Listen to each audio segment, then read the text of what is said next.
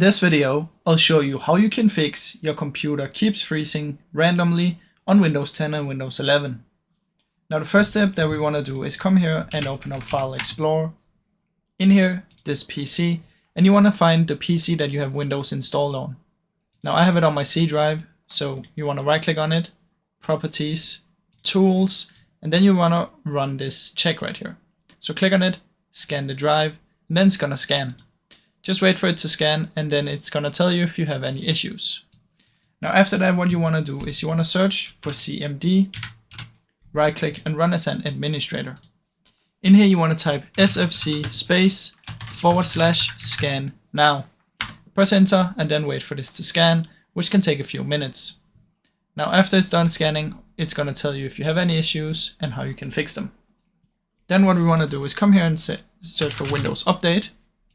Check if you have a Windows update that you need to take, so just click check for updates, and that can also help fix the issue.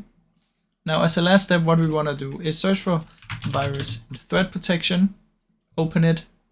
In here what you want to do is go to scan options, press full scan and scan now, and after that is completed you want to do Microsoft Defender offline scan and scan that as well.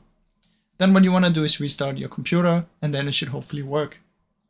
Now I really hope this video helped you. If it did, please leave a like and subscribe, as it helps me out a ton. Thank you so much for watching.